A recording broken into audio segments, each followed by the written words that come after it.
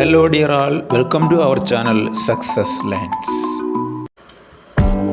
Memory Techniques by Sandhyal Mam. Class 10 Social Science, Nationalism in India. Good morning students. Today we are going to see some important points and keywords in nationalism in India, where the topic deals with Satyagraha, Rowlatt Act, Jallianwala Bagh Massacre, Khilafat movement, then the non-cooperation movement, differing strands of the movement, civil disobedience movement, and the sense of collective belonging.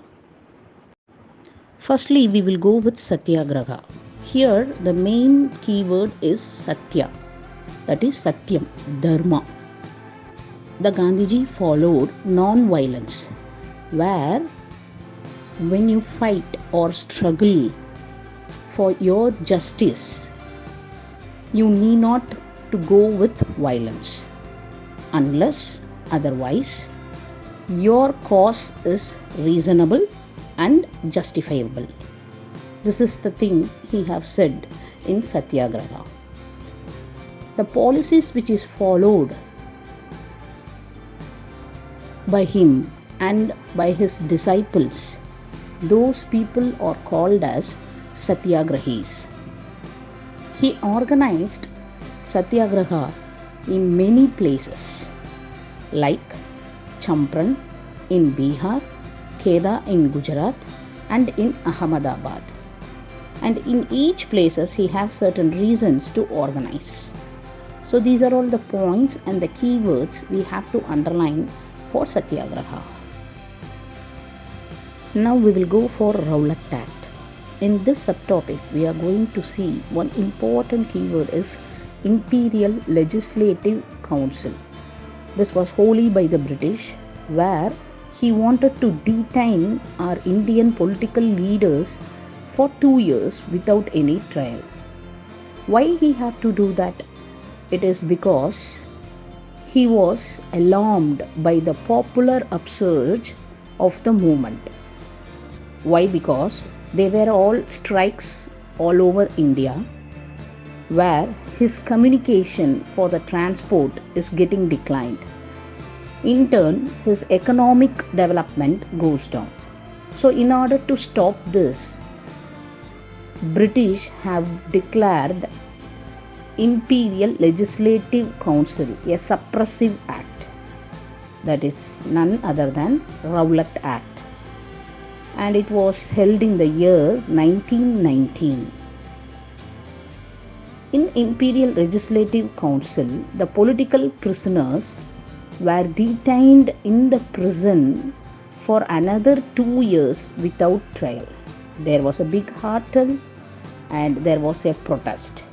In order to suppress this, in order to show the dominance of British over Indian leaders and people, they started a new way of Jallianwala Bagh Massacre.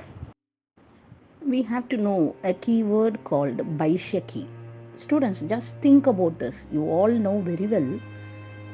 In history, we have to see when, how, where, what are all the result. If you cover these kinds of keywords, that is the question, you will go with nearly 6 to 7 points. Jallianwala Bagh happened around the same year of Rowlatt Act, 1919, in Amritsar. There was a fair that is called as Baishaki Fair, where n number of peoples participated, both the national leaders and the innocent people. They wanted to enjoy the fair. And there is a character called General Dyer. He came and he blocked the exit points. The innocent people doesn't know what he is going to do, and he started the fire. Hundreds of people died. When Gandhiji asked the reason, they said that in order to show the moral effect of terror and awe, that was the reason he gave. That means the British gave to Indian people. There were impact also. Many were flogged out of the country, and they were treated brutally. As per Gandhiji, he wanted to start a very big national movement where Khilafat issues gives him a big hand. So far, Hindus have participated. He thought that the Muslims have to participate so that the mass movement will be big and widespread. There comes Khilafat issue. An Ottoman Empire was under the custody of British, and he got defeated after the First World War. Here we have to think about the spiritual leader Khalifa. He was threatened by the British. In order to safeguard this spiritual leader, the Ali brothers went to meet Mahatma Gandhi in order to get the support. There he thought that both Hindus and Muslims are unified in one umbrella to start a big non-cooperation movement which lead to Khilafat movement. Next comes the non-cooperation movement. See, there will be a question which can be asked: what is the difference between the non-cooperation and the civil disobedience movement? Students, first of all, we see what is non-cooperation movement and what are all the differing strands in the movement. The main difference between the non-cooperation and the civil disobedience is who participated. That's the main difference. We have to make it up. Now we can see about the non-cooperation movement. There are differing strands: movement in the town, rebellion in the countryside, and Swaraj plantation. Now we will see in movement in town. The main keywords here are, we have to keep it in mind, the words boycott and picketing. So here, who boycotted? Students, lawyers, all the government officials refused to go to their job because the whole administration was under the hands of British. So they started to resign and they stayed back at home. What happened? When they stay back at home, all the governmental works will collapse and their economic development will go down. That is on one side. Another side, there should be some replacement which was done by Indian institutions. This is what the reason non-cooperations slow down gradually. See, if we have the replacement, then everything will be easy. There is no replacement institutions in India where we can compensate all the things, either to go for work or for the education. And another thing is khadi. The use of khadi by the Indians are somewhat okay with the rich people.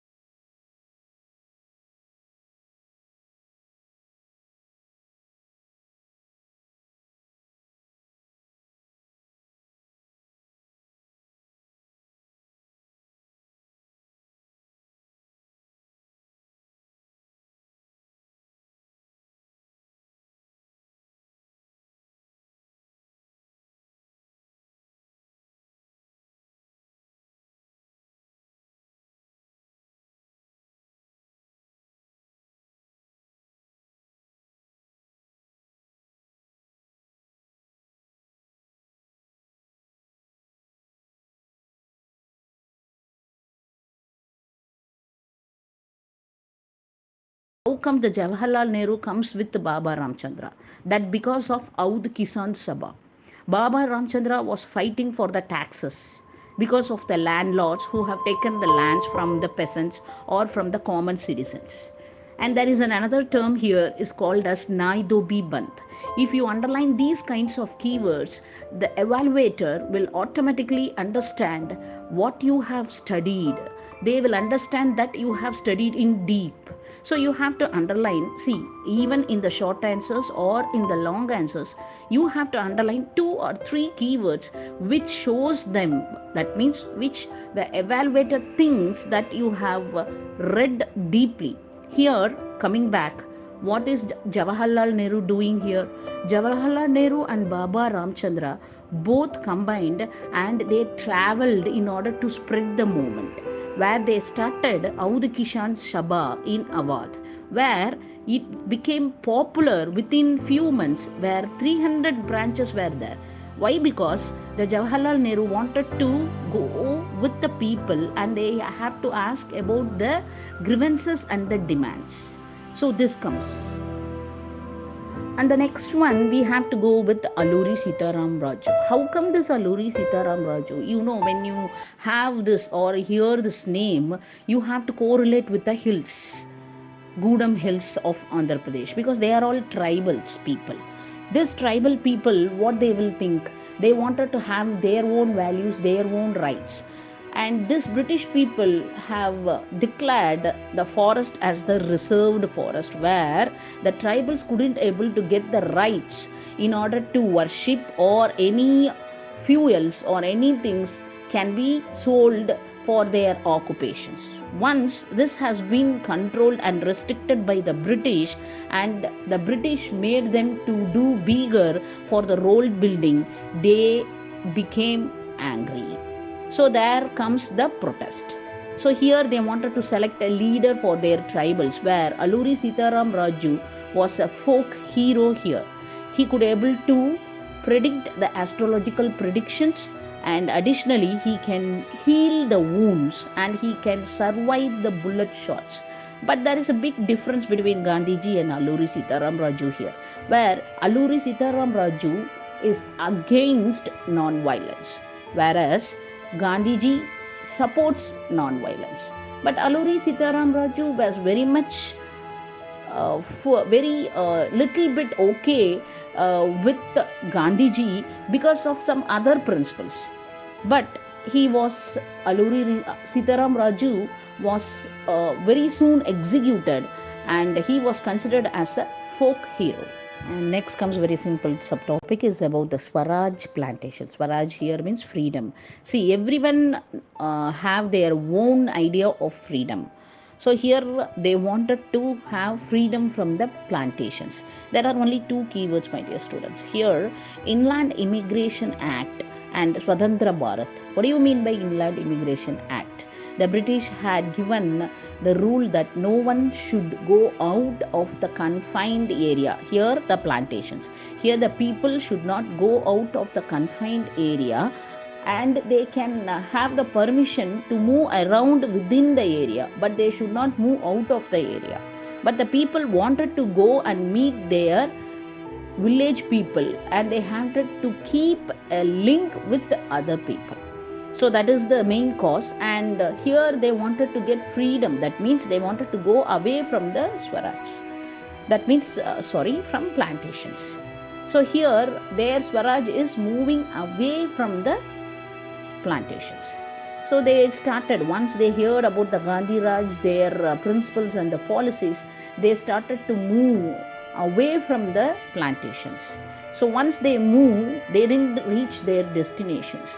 They got brutally beaten up and they brought back to the plantations. So even though they brought back to the plantations, they were chanting the way like Swatantra Bharat. So these were the Swaraj plantations were moving.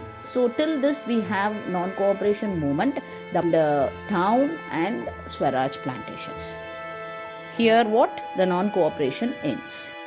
Next comes the civil disobedience movement. What led to the civil disobedience movement we have to think over. First we will think over the Simon Commission. What is the reason for this Simon to come to India, where the constitution wants to move rechanged or amended, or it has to form newly.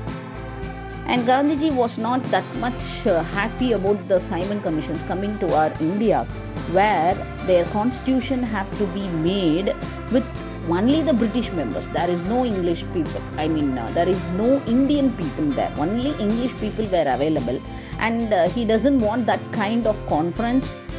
So he greeted, when Simon comes to India, he greeted Simon go back.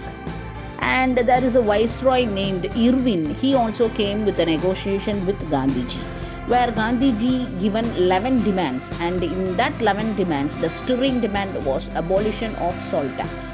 Students, you know very well, in the lower classes we have gone through the Dandi March, where the Gandhiji wanted to abolish the salt, where it is considered as an important ingredient for both rich and poor, where the poor people have boiled the salt, and I mean the sea water, and they got the salt, and they, with that, they led the occupations, where this British with iron-hearted had given a tax on the salt, so that have to be abolished. So he marched, where we call it as Dandi March, and with his trusted volunteers he marched, and he boiled the sea water and said the salt tax have to be abolished.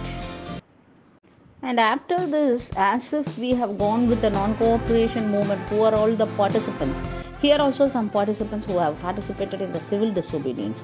Here it is classified as rich peasants, poor peasants, business class people, working class people, and the women. So these 5 categories of people participated in the civil disobedience movement. The rich peasants wanted to avoid tax for their commodities. They participated, they financially supported, but their tax was not revised.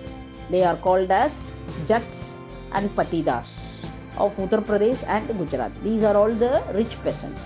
Whereas the poor peasants, they wanted their rent to be remitted back. They were not much interested to participate in the civil disobedience movement.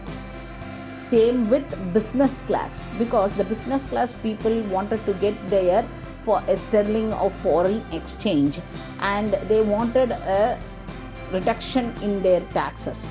So they enthusiastically participated in the civil disobedience movement, and they also supported financially.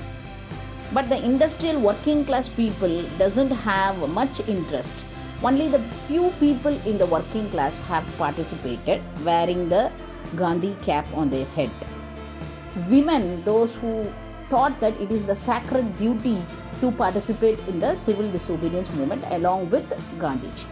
So these things we have to expand little bit in order to get full marks. So these are all the keywords regarding the participants of the civil disobedience movement, whereby we will go with the rich peasants, poor peasants, business class, where we can have G.D. Birla, Purushottam Das, and the industrial working class and women. Next comes the limits of civil disobedience movement, where Dr. Ambedkar plays a major role in Dalit Association, Depressed Class Association. That was the name given by Ambedkar, which he initially started, and then it was renamed as SC and ST, where these Dalit people were called as Harijans by Gandhiji, that is the children of God, and he himself cleaned his toilets, what the work done by some slaves. So here, in order to go along with, that is with the Dalit, Dr. Ambedkar asked Gandhiji to give a separate electorate, and once it was heard by Gandhiji, he started fasting unto death. What is his motto is, even the Dalit people have to participate in the national movement. So once Ambedkar heard and he was talking with Gandhiji, and Gandhiji went fast to death unto death, he signed the Pune Pact in 1932, agreeing to combine with Gandhiji in order to fight against the British in a non-violent way. The last but not the least is a sense of collective belonging, where we have to gather the pride of our country, India. Here, it falls in 2 different categories. One is reinterpretation of history, and another one is the Bharat Mata and the flag. So here identity, as what we have, you have the students about the ID card. How come the India have its own identity and belonging? What will be the belonging of India? Tricolor flag, Bharat Mata, and what are all the other icons that we have to read? And again, another part is a reinterpretation of history where British considered ourselves as primitive and less skilled people. So the people again started to see the past in order to know the actual pride of India, where in science, arts, astrologicals, mathematics, everywhere we flourished, and we have to be proud about what the country possesses right now. And apart from that, through folk tales, through folk songs, what are all the things we have collected, and we have to remind here about the Natesa Sastri, who have done 4 volumes of book of collecting all the folk tales. And there are much more in order to go deep here in sense of collective belonging, because that is very important question where we have to compare the Bharat Mata in nationalism in India with Germania in nationalism in Europe. There lies the CBSE, where they will test you whether you can understand very well in deep about the lessons nationalism in Europe and nationalism in India. Both are nationalism, the desirable or the patriotic feeling, liking for the people. But here how they have moved in India and how they have moved in nationalism in Europe. Students, I will give you one tip. So the thing is, once you read the lessons, you have to thorough it, isn't it? So long retention of memory is necessary. See, those students which you felt it is a new one, try to follow this. So your time, your energy will be saved and your memory will be more, and it will go through it very well and you can retain it. See, compare.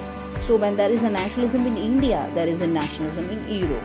So comparative study will give you more energy, more interest and long retentions. So find out what is in nationalism in India and find out what is nationalism in Europe. Who are all participating in India and how come the unification made in Europe. So what was the symbols, icons and the belongings of India, and how the visualizing nation had brought Merania and Germania into the visualizing nation. So here like this we can compare. In the next video, I will tell you how to compare the lessons and retain in your memory. Thank you, students. Have a nice day.